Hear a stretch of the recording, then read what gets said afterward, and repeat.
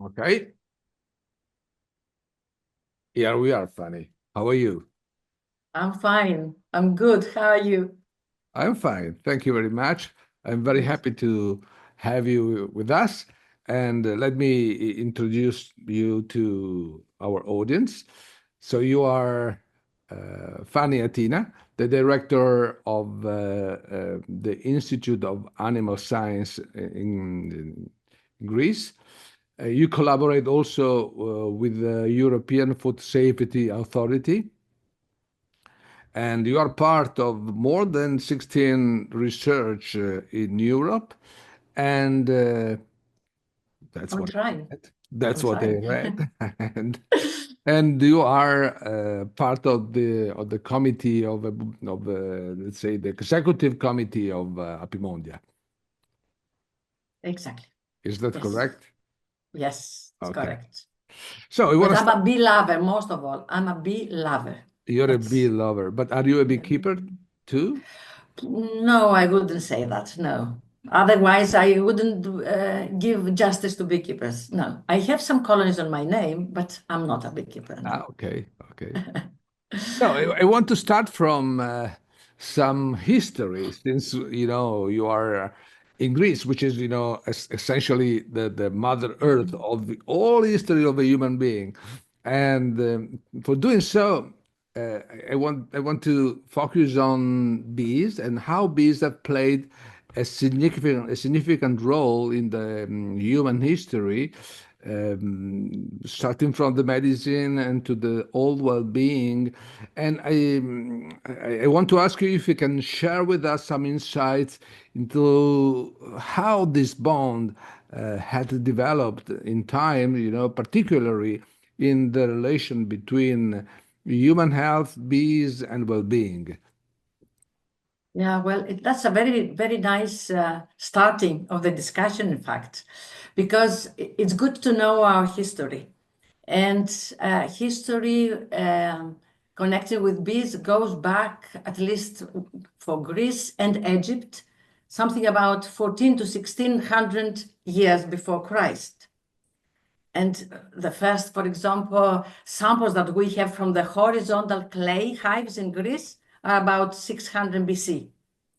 So it goes really a long time ago when Aristotle started also to study the bees. That means that the people really value the bees as beginning it was like a hunting, like in Egypt, but then later on as a skill and occupation.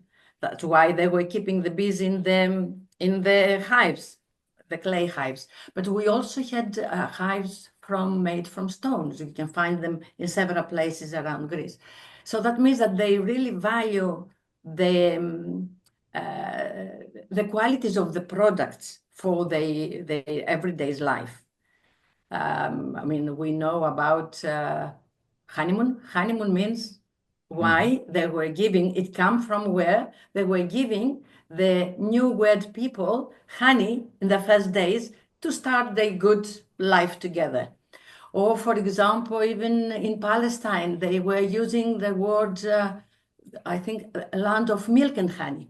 So people really knew the value of the products, but they were using them not only in their everyday life and medicine.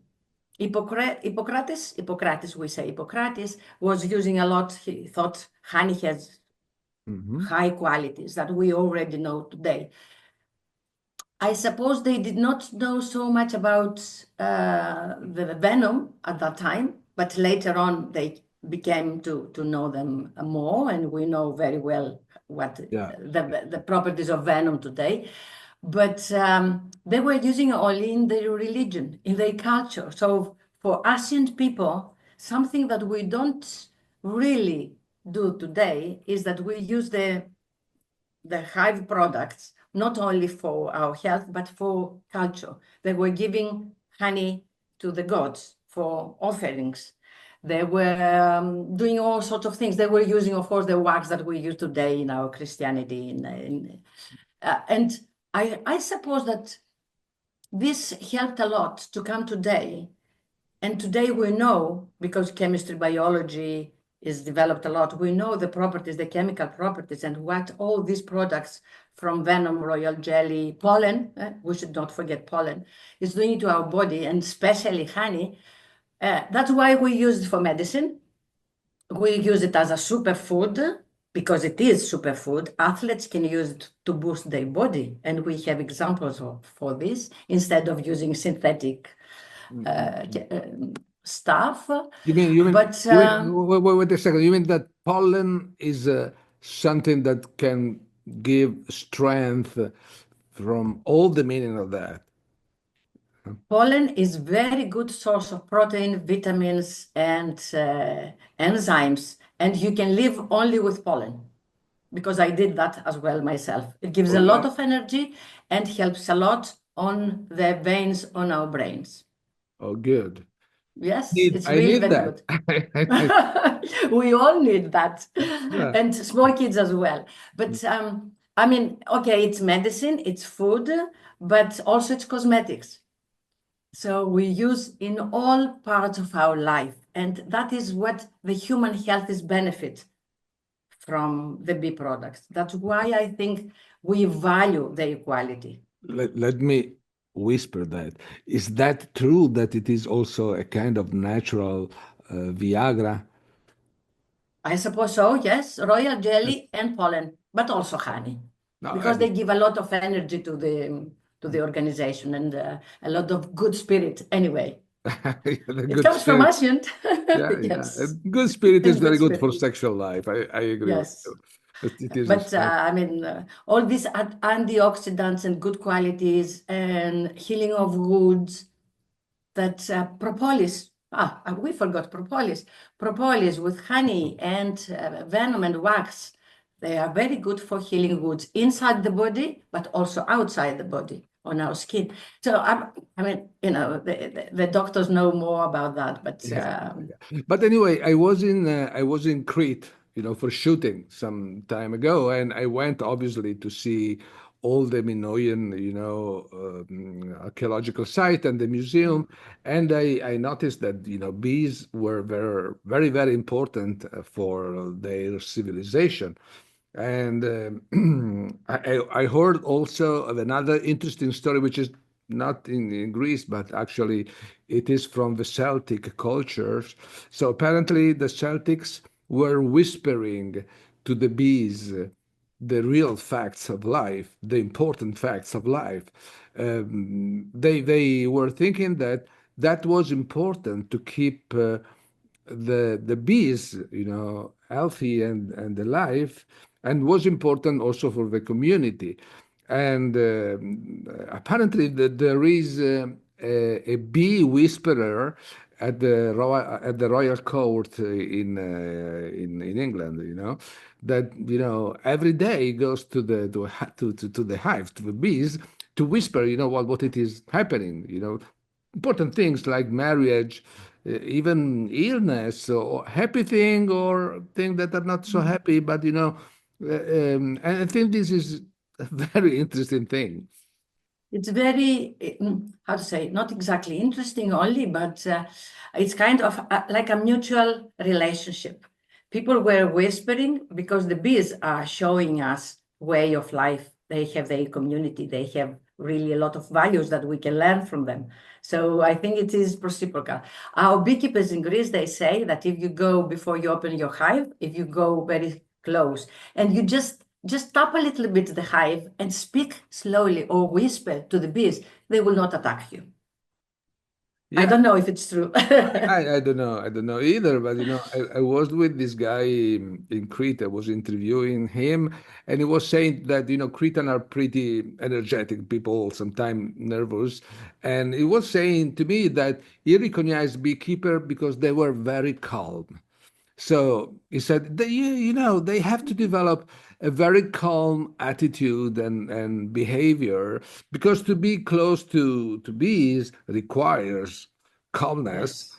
and and that was interesting. Yes, correct. And Correct indeed. anyway, so why nowadays you think bees are so important for human health and well-being? Well, it's not only what we said before, that it's our medicine and good products for our health, but it is what we call it the security of the food. Mm-hmm. And that goes back to the pollination studies that have been done and we continue to do today. And we know that without the existence of the bees, our food cannot be secured. There are, of course, other pollinating insects, but they are not enough. And usually we say that honeybees are most valuable, not because they are better pollinators, but because they are numerous. And with the intensive agriculture, we do need a lot of insects for pollination. Otherwise, the food will not be enough. But here, there is also the other side of the coin, that the intensive agriculture brings also technology and brings also practices, but they are not always very bee friendly. And in this case, protecting the bees, understanding their value, we might try also to use better practices, better agricultural practices, or bee-friendly practices in order to have both sustainable beekeeping or bees alive for the next generations, but also have enough food for our next generations as well. So it is really very important, this for later, for our future. It's not only for today. And also and also for the value of that economically talking, because we were making a scenario in which if the 20% of beekeepers, will quit to take care of bees, and to be beekeeper, we will lose something like 70 billions of dollars in terms of the contribution that bees give every year, every moment, with their invisible work to the agriculture and therefore to the all human beings. And I fully agree on this. Sorry. I fully agree on this. On top of this, you have the value of the products that they are produced and they are in the market. Exactly. That they are used for everything that we said before. And then we forget something. We forget the beauty in the world. Yeah. Without bees and pollination, you are not going to have beautiful flowers because they will not be needed otherwise, like it was before the bees, before the wasps, this beauty in the world and the biodiversity is increased because there are insects like these tiny magic insects like bees that they are doing the job. Absolutely. And the smell and the aroma and everything. Yeah, and then the naturality of what they represent, I mean, okay, but besides the naturality, we do have millions of people that are working, with the bees, and these are very important microeconomy that we will support, I hope, with our story. That we are creating Yes. a story, I mean, a project, a global impact project. It's going to be a series. It's called Buzz of Transformation. And we are doing this with a collective of directors from all over the world. And we will pursue stories of people, of real people in the world that are making the good. Let's say that with the help of the bees. And these are going to be 24 stories of real people that I hope would inspire 24 million people in the world about how important and how simple can be this. But behind that, there are, as we were saying, some microeconomy. So there are people, family, little community that can survive and get better, through the help of bees. You are absolutely right. In the world that we live, because you and me, we live in Europe, beekeeping, it could be a full-time occupation, but many of the people are doing it as a second job for better income.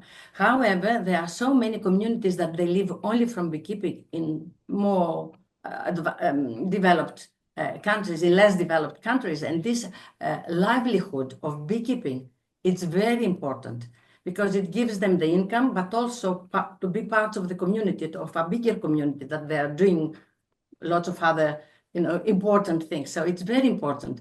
We said before, discussing in Apimondia, we also published something, how beekeeping can contribute to all, I think there are 17 or 16 now, I'm not sure, development goals, sustainable development goals. And beekeeping finally contributes to all of them.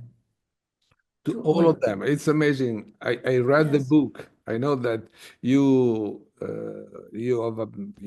mean, Apimondia made this very interesting book, in which you highlight how and where are the links between the work of the bees and Mhm. the UN goals. And it's amazing. With all of them, there is a link.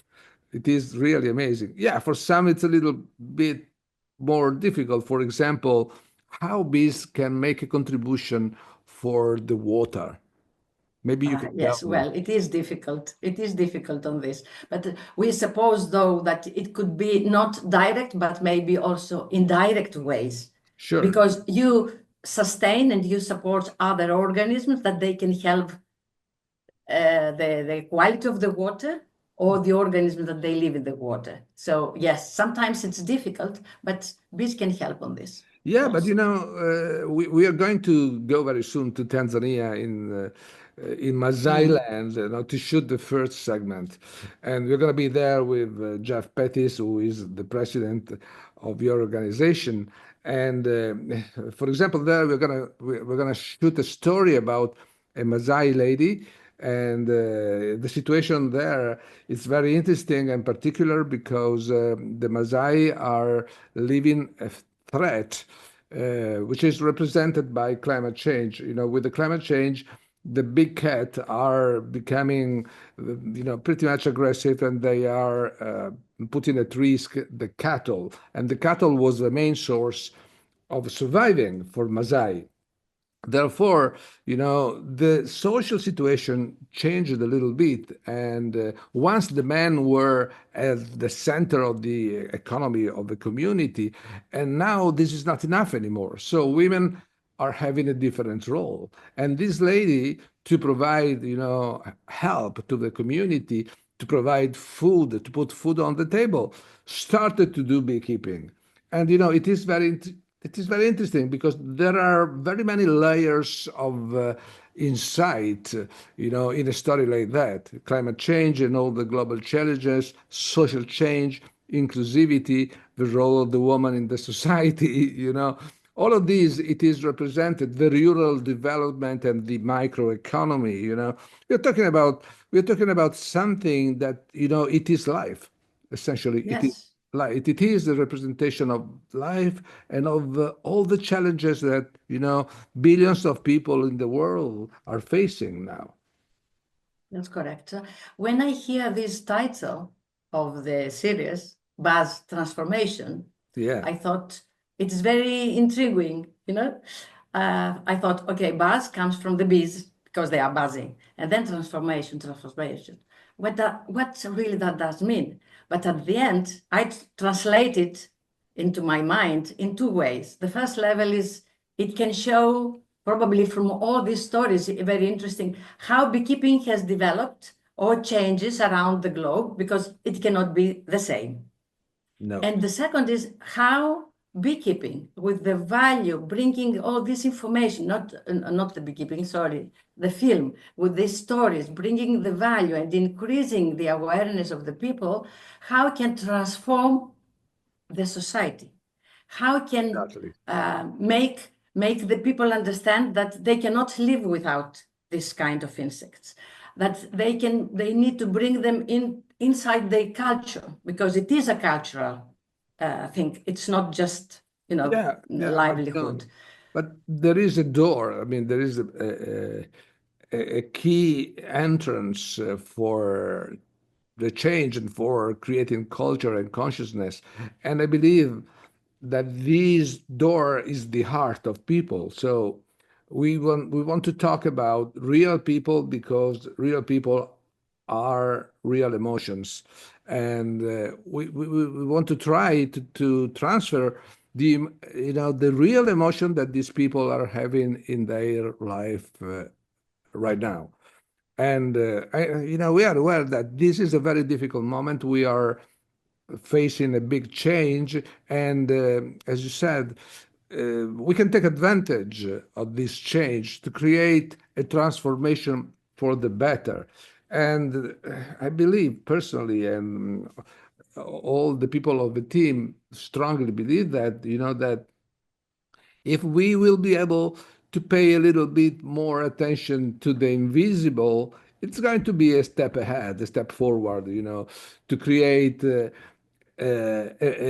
consciousness that will go, to the better. We need to. We need to, because awareness is not enough if we don't take measures to protect it. Exactly. We are not going to have a better life later on if we are not going to protect the bees.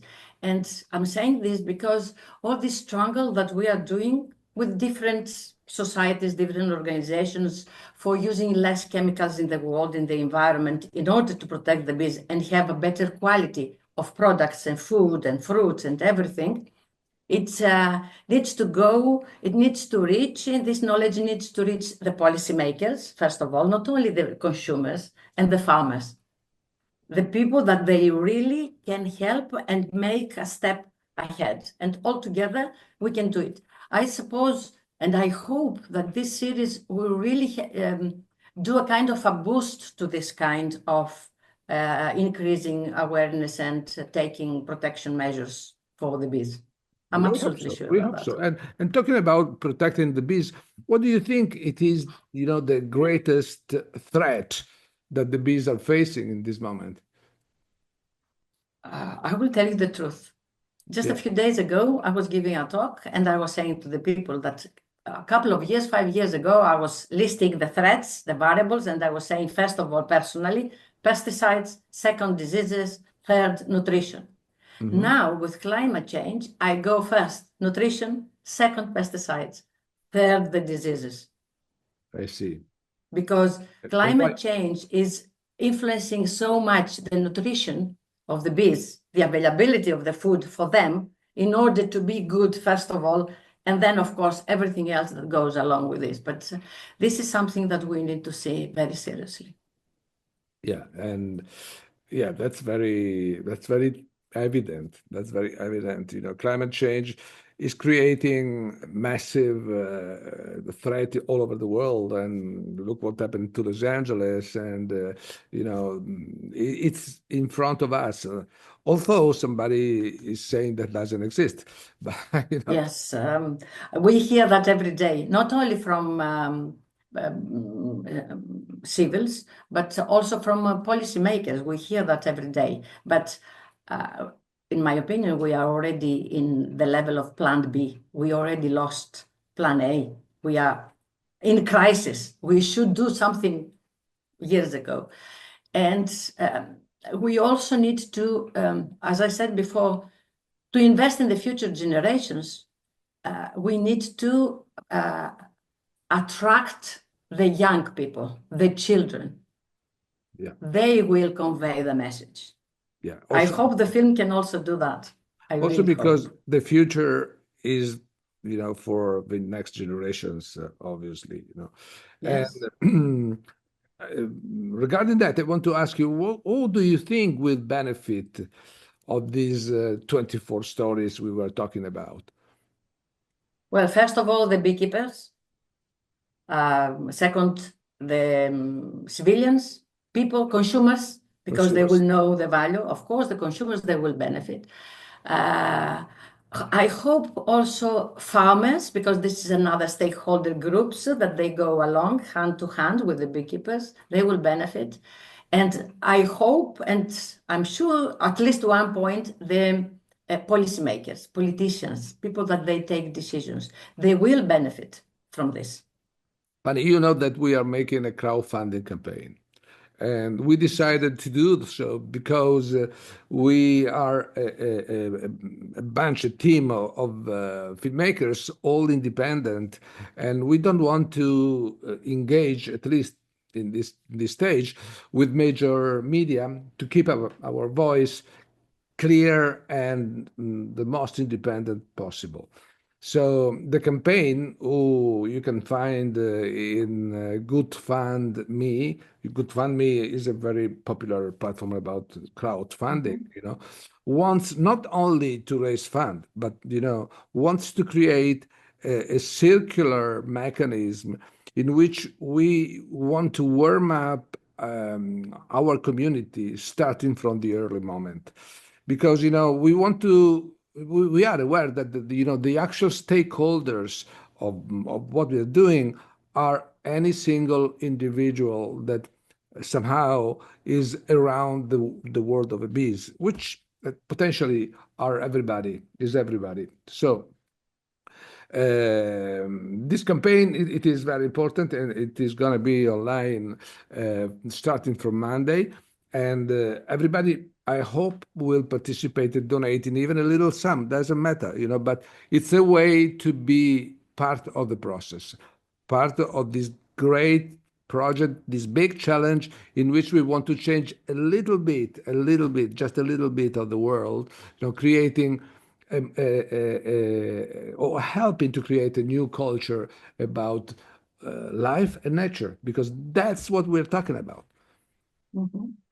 Well, the local communities and the local also journalists will be very interesting on populating and disseminating the information. I'm absolutely sure about that, because the bees, for many, many years now, they are on top of the interest of the journalists as well. And this way they can convey the message. I hope we will manage. Yes. And we can help. We can, and all together we will make it. But before I let you go to your important work, I want to ask you one more thing. What do you think it would be the greatest threat for humans if the world would be without bees? Well, first it's food. And second is the beauty in the world. Everything will be kind of a plastic synthetic, will be like robots doing everything, like robots will do the pollination. And even if the food will be enough, because robots can do the job, it will not be the same. It will not be nutritious. So the health of the people will be diminished. Okay, let me add one thing. Let me ask you one more question. We are now looking at this new era of technological revolution in which artificial intelligence is at the center, of the light in the middle of the stage. And do you think that artificial intelligence will have a role in the way in which beekeeper will evolve their way of working? Already artificial intelligence can help. It's not exactly synthetic world, but it is what we call precision apiculture system. But artificial intelligence helps. But if we go then to the complete artificial intelligence, it might help in one sense, but it's not going to produce any honey.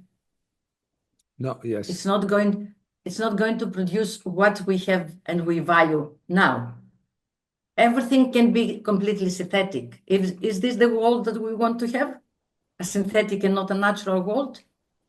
Then we can allow artificial intelligence to take over. Otherwise, humanity needs to be in control of our world. Thank you. Thank you for your answer. Thank you for thank you for being with us. I was happy, I was very happy to having you in this wonderful conversation. And thank you for the opportunity to talk to you. Oh, thank you very much. And I hope we can catch up very soon. Maybe in the World Bee Day in Addis Ababa in Ethiopia will be beautiful. I hope so, yes. It is planned, we will see. Yes, it's going to be another good opportunity to bring to the world the message. World Bee Day, it is something that... yeah, which is going to be the 20th of May in Ethiopia. In Ethiopia this year, yes. So thank you again, and everybody stay with us, follow us. There is much more to come. Bye. Bye-bye. Thank you. Bye-bye.